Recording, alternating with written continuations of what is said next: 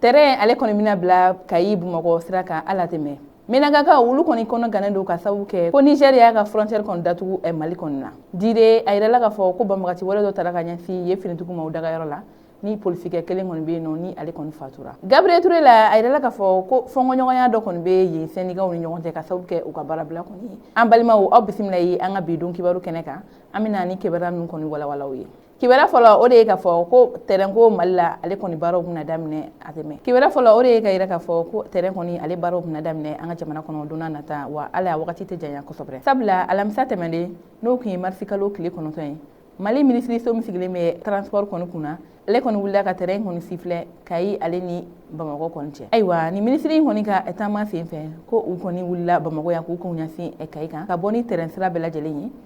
ka sɔrɔ ka taa u kun ɲɛsin Kayi kɔni kan ayiwa u selen Kayi ko u kɔni seginna tuguni ka na Bamakɔ yan nɔ hali bi o terrain kelen kɔni na ayiwa o sira in kɔni sen fɛ a jateminɛw y'a yira ka fɔ ko min ye nin yɔrɔ kofɔlen maaw ye kɛrɛnkɛrɛnna maa minnu bɛ yen nɔ ni olu kɔni sigilen don terrain sira kɔni na ko yen duguladen caman kɔni kɔntana ka sababu kɛ ko u hakili la terrain kɔni bɛna wuli ala tɛmɛ ayiwa ministre yɛrɛ ka nin taama in fɛ ko nin taama in kun ye de ko ka taa maaw ladɔnniya k'u la sensibiliser ka yira ka fɔ ko ala tɛmɛ terrain baaraw bɛna daminɛ an ka jamana kɔnɔ wa fana ni wagati in na an bɛ se ka bisigiya ka yira ka fɔ ko u taara terrain kɔni sifilɛ ni ma kofɔlen ninnu n'o ministre n'a ka délégation ye ani kunnafonidila dɔw kɛrɛnkɛrɛnna Malakɛti kunnafonidilaw yɛrɛ tun bɛ nin kɛnɛ kan olu bɔra Bamakɔ yan k'u kun ɲɛsin Kayi kan ka tila k'u bɔ Kayi ka na u kun ɲɛsin Bamakɔ kan a kɛra hɛrɛ ani baden kɔnɔya la basi foyi ma maa kɔni sɔrɔ ayiwa kibaruya wɛrɛ min b'an bolo ka da kulo kan o de ka fɔ Menagakaw olu kɔni y'a yira ka fɔ ko olu kɔni sirannen don kosɛbɛ dɛ ko ka sababu kɛ Niger kelen don k'a ka frontière kɔni datugu Mali kɔni na ayiwa kibaruya minnu sera ma koɲa la olu y'a yira ka fɔ ko dɔgɔkun tɛmɛnen kɛrɛnkɛrɛnnenya marisi kalo tile 9 kɔnɔna la Niger ni conseil des ministres dɔ kɛra o conseil des ministres kɔnɔna la u y'a yira ka fɔ ko Mali ale ni Niger frontière ni o bɛ Menaka fan fɛ ko k'o yɔrɔ datugu kɛrɛnkɛrɛnnenya ni o ye jagokɛlaw kɔni bɔ sira ye ayiwa nka u ka conseil des ministres sen fɛ a kun ma dɔn ka yira ka fɔ mun de la o sira in kɔni bɛna datugu u kɔni ma walawalali kɛ o ko la o de kun na Menagakaw olu kɔni wulilen don k'u jɔ ko olu kɔni kɔnɔ gannen don o ko in na sabula an bɛ wagati min na bi gɛlɛya yɛrɛ kɔni bɛ yen nɔ wa mobili caman kɔni bɛ kɛrɛnkɛrɛnna kamiyɔnbaw olu jɔlen bɛ Niger olu kun kan ka na Menaga nka u tɛna se ka don Mali la ka sababu kɛ u ka nin décision in kɔni ye wa o kamiyɔnba ninnu yɛrɛ tɛ dɔwɛrɛ olu de ye kamiyɔnba ye minnu bɛ taa balow ta yɔrɔ wɛrɛw la k'u kun ɲɛsin Menaga kɔni ma ko wa ko kamiyɔn min kɔni jɔlen bɛ Niger kɔni frontière la ko olu yɛrɛ t'a da dɔn sabula kamiyɔn caman kɔni bɛ yen nɔ ko kalo la kamiyɔn min bɛ bɔ Niger k'i kun ɲɛsin Menaga kan ko a dɔw bɛ taa ni ka segin 4 kɔni bɔɲɔgɔnkɔ kɔni kɛ kalo kelen kɔnɔna la ko olu bɛ kɛ sababu ye ka balo ani fɛn caman lase olu kɔni ma u ka sigida la an bɛɛ lajɛlen b'a kalama lakanabaliya hukumu kɔnɔna la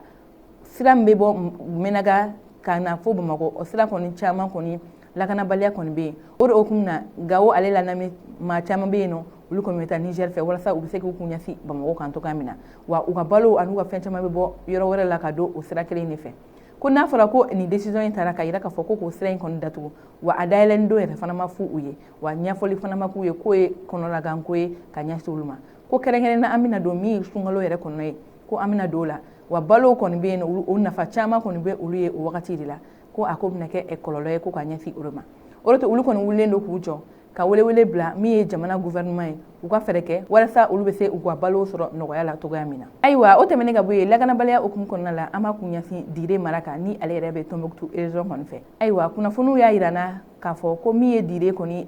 finitigiw dagayɔrɔ ye ko binkani wale dɔ taara ka ɲɛsin u ma ni polisikɛ kelen kɔni bɛ yen nɔ ni ale kɔni fatura wa gendarme kelen fana bɛ yen nɔ ko o kɔni joginna ayiwa kibaruya minnu sera ma o koɲɛ la olu y'a yira na k'a fɔ ko mardi tɛmɛnen ni ale yɛrɛ kun ye marisi kalo tile 13 ye ko nin ye banbagatiw ye k'u kɔni tun bɛ mobili kɔni na ayiwa ko tuma min na olu kɔni sera finitigiw dagayɔrɔ ma ko u ye mugu ci an ka finitigiw la u dagayɔrɔ la nka olu kɔni ye fɛɛrɛ suguya bɛɛ kɛ walasa k'u kunbɛn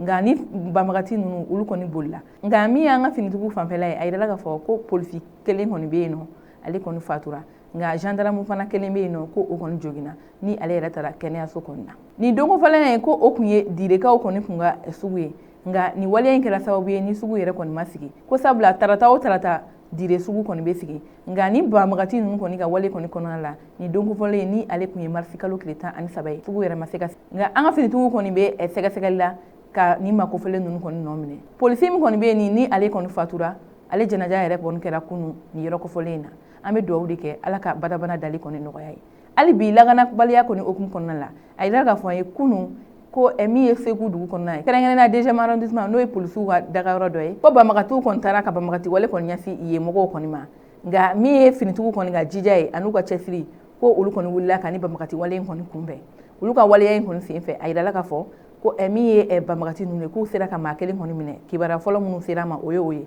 nga ko finitugu fanfela la ko finitugu damado koni be no ulu koni jogina nga ali bi seka lu koni be ka ke akola sabula wale yin yere koni kera surori mi kunye marsikalo kileta ani nani ni ekibara laba munu borala anu fawye anga dongore kibara yaula kibara kunchela kibara wara mbambulu ka dakuloka odika fo Gabriel Touré la fasato maw ayira ka fo ko ulu koni be fongo nyoya dola barabla do okum konna la aywa kibara musila mo kunya la ule era na ka fo ko tenante meni ni ale era koni kunye marsikalo kileta ani fly ayira ka fo ko communiqué do bora mi Gabriel Touré la fasato ndoyi ni abe fo vraiment sinakam no le comité du syndicat autonome des cadres médicaux ni ulu fana dagayro be Gabriel Touré la ayira ka fo ko oye la fasalito no fana yeyeno ulu ye sebembo ka ayira ka fo ko barabla mun kumbe no nulu kun jelendo o barabla la uni syndicat wore ko o barabla en koni bana ko sabla ulu ni gouvernement kono kumara wala sa o wala nyinu bela jelen be se ka sabati wa ko gouvernement laydu tawe ka ayira ka fo ko wala nyine fembe ku be fere ke ko wala nyinu bela jelen kon sabati oro kumna ni ma ko fole nunu ni la fasato maw ule wele bla wa tonde bela jelema ku be ga singana Gabriel Touré la ku kana bara konike akilna jigina amba ire la ka fo ni be kalo kele koni bonyo ko koni bo Gabriel Touré ale ni pongé ni ule Bamako Dr Sobay ulu koni kumbe bara bla kudai do konna oro kumna ni ma ko fole nunu guna sebembo ka ire ka fo ko ulu koni ta ko o bara mi e Jimé Kanté konika la fasalitoy ko ulu koni ta mamba ore kumna malakti mogo wulla kata nyingal tengu Jimé Kanté la wala sa awni ni ambela jele misika familiali soro ni ko ina to gamina anga je ka Jimé Kanté ka kuma lame abeka korofo nuna fi anga to dum kana ne to ko Jimé Kanté Gabriel Touré la façalitoni au syndicat national de la santé de l'action sociale de la promotion de la famille o nyama danka yenye ana oka chila sela ambe ba a koloshi ka fotuma otumani grève be dɔgɔtɔrɔso yɛrɛ dɔrɔn tɛ yɔrɔ o yɔrɔ la i b'a ye dɔw bɛ bɔ k'a fɔ ko olu sen tɛ grève la o baara caman kɛra an na ze in ta kɛra min ye an jɛkulu fila de tun jɛra ka baara bila sɛbɛn in ci gouvernement ma u ni jɛkulu kelen u sera ka olu lasɔrɔ ka segin ka fɔ dɔw kɛ ni olu ye bon n m'a dɔn an bɛ se k'a fɔ jɛkulu ɲɛma parce que an ka kunnafoni na